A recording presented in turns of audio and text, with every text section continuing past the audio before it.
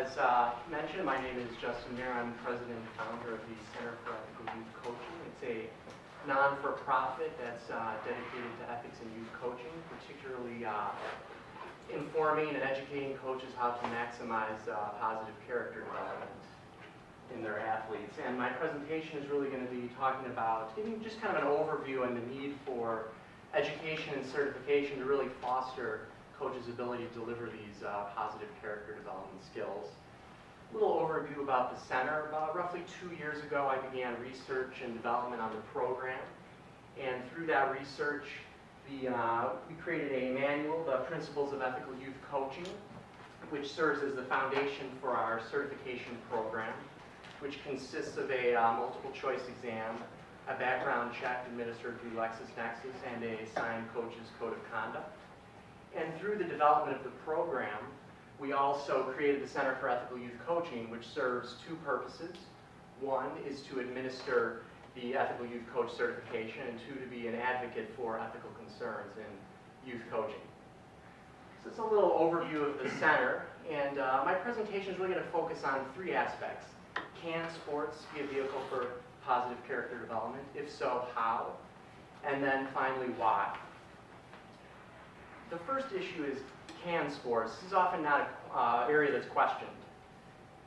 Frankly, for years people just said, well, because it's sports, it must be good for character, and mere participation in sports would be enough to do that. However, research conducted, some of it out of Michigan State University through Daniel Gold and the Youth Sports Institute, has kind of taken a little deeper look into that, and his recent studies is 2010 that he conducted with Little League athletes did in fact show that sports can be primed for developing this character.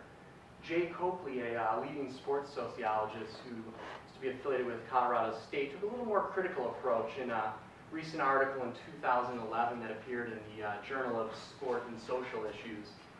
And he really took a critical approach, saying that a lot of people are just positing that sports is this positive character building, and just the mere participation will build this character, but they're not really questioning, can it in fact?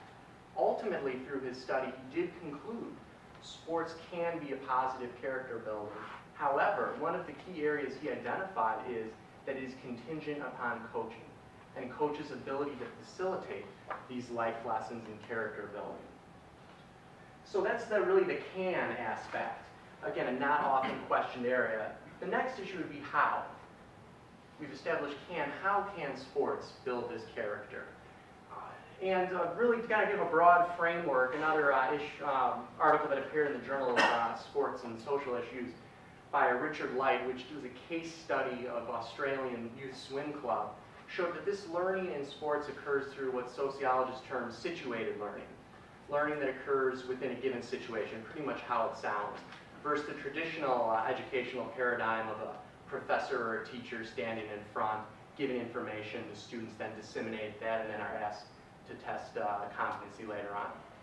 So we're learning through sports with a situated learning model, and the way in which the Center for Ethical Youth Coaching, through its research, developed a model of the 5 stages of player development is kind of the central to our program. The first stage, I'm just going to give a very brief overview. I'm sorry if I'm talking fast, kind of a lot of information I want to cover here. This 5 stages of player development kind of breaks down. It's predominantly focused for team sports, but we've actually extended it to individual sports because, frankly, even individual sports are, in essence, have a team dynamic. Stage 1 of the 5 stages of player development is laying the foundation, and we actually liken the model to building of a stadium, a sports stadium, have you. And laying the foundation occurs at the infancy of the season. We really strongly encourage preseason meetings for youth team sports as a way for the coach to get to meet the players, parents, set the team rules, expectations, etc. The second stage of player development is building the frame. And that's where first practices begin. We're keeping our focus globally on the team. So we're on the whole team. Obviously, individual concerns will arise within that dynamic, but we're really doing our best to keep the structure on the whole team. The third stage is the exterior finish, as we call it, and that's where the practices leading up to your first games, where now we begin to, while keeping a vigilance on the whole structure, focus on a little bit more of the individual players and addressing those aspects, while again, keeping the whole team in perspective. The fourth stage is in the heat of the season, the first game through the last game, working on the interior. This is where a lot of your individual issues are going to come up, and we're really not focusing on individual players while again, keeping that team concept. The fifth stage, and we call that the often neglected stage, is the laying the field. And that's your actual final meeting with your team. Quite often through our research and some observational and ethnographic studies have found that teams often will part ways by, it's been a slice, it's been good seeing you, great season. If it was a negative, if it wasn't a very positive season in terms of the winning perspective, the coach might be a little downtrodden. So we place great emphasis on how a coach can frame the season in a positive light, whether by the estimation of winning or losing it wasn't. Because this is often going to determine if players are going to continue on next year, how the so-called taste that the season leaves in your mouth. So and within this 5-stage of player development, this is obviously a very broad overview. I encourage you, I will point out, I wrote down the website, my email address, and my cell phone. Feel free also during the conference to give me a text if you wanted to meet for a cup of coffee and talk a little more in detail about any of this stuff. But again, it's a very broad overview, and within each of these sections, we go into in depth on how coaches can maximize this positive character development. Third question is why? And I'd like to point out, and very strongly point this out, ultimately sports are about having fun. Research conducted out of Michigan State University of a national study of 8,000 athletes, one of the top reasons they listed for participating in sports was to have fun. One thing you'll find remiss on the list for female athletes was winning. Didn't even appear in the top 10. For male athletes, I believe this was 10 to 18 years of age. For male athletes, again, near the top was to have fun, socialize, be part of a team. Again, for male athletes, it actually fell the seventh reason to play was to win. So we want to frame the fun and why we're really doing this. But that's then where we turn to these positive character development skills, which are really initiated through this fun of sport and this building. And the Center for Athletic Coaching, we've identified really 4 key areas of this character development side, as we term it. Sportsmanship, a great area to learn not only through sports, but it's a great areas of life. Sportsmanship, the ethical treatment of other individuals. What a great characteristic to carry through the rest of your life. Teamwork. I've looked at some recent statistics of high school football players. 1.5 million estimated athletes play high school football. Out of that number, 150 will make it to the NFL. Not very good at math. I think that's about 0.01%. So with this emphasis on winning at all costs, which is still very prevalent in the high school football model, the question becomes, why such an emphasis when we're teaching these fabulous dynamics on top of having a great time and having fun, teamwork being one.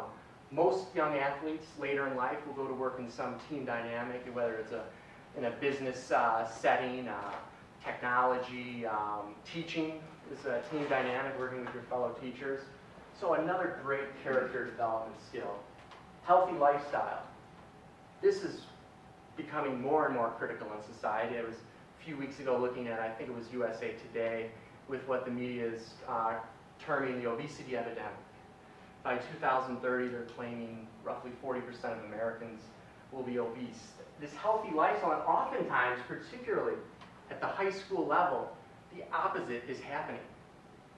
Particularly with male football players. We're actually not encouraging a healthy lifestyle. In fact, research shows there's a negative correlation with running that develops because running is solely used as a form of punishment. And later in life, you'll see ex-high school football players say, I want nothing to do with running because that's what I did when I was punished. And what a fabulous opportunity is lost, especially with the renaissance of marathon jogging, 10Ks, the cancer research walks. What a great opportunity at this high school level to adopt this healthy lifestyle. And then finally, the last year, and this is really where we touch in a lot of our expertise. One of our principal advisors and the co-author, Dr. John Mayer, 30 years experience as a clinical psychologist, these developmental skills. Confidence, maturity, self-esteem, goal setting. Another incredible opportunity for youth sports to really foster these areas. And also another obvious reason, and I've touched upon it briefly, is there's a lot of negativity with this win at all costs model. And even the kids are, through the studies, are showing that their primary reason for playing sports are to have fun, to socialize, to be part of a team. I recently was talking with a coach and asking him, high school coach, have you ever asked your players why they play? And he kind of had a pause, and it almost looked like a light bulb, and he's like, no, actually I haven't. So another interesting to change this dynamic. And I'd also like to emphasize the center, we're not solely removing the competitive aspect from sports. That's one of the areas that actually fosters all these dynamics. Sports is a competitive, and winning does have its place within the dynamic. And we go to great lengths in the program to emphasize that and how a coach can balance this winning while working on this character development side. I'd like to also show a video here that I think kind of sums up how sports transcend games and what they can mean. And I think it's particularly poignant on Mr. Seeley's comments earlier about Jackie Robinson and what sports can mean and how they can transcend a simple game. I think it's a little over 5 minutes, so bear with me, but we're lucky I have an audio visual here because I like to always end my presentations on a kind of uplifting note. And previous engagement, I didn't have audio visual, so I had to sing "You Are the Wind Beneath My Wings," and you don't want to hear my singing voice. So we're good here. It's actually a YouTube video.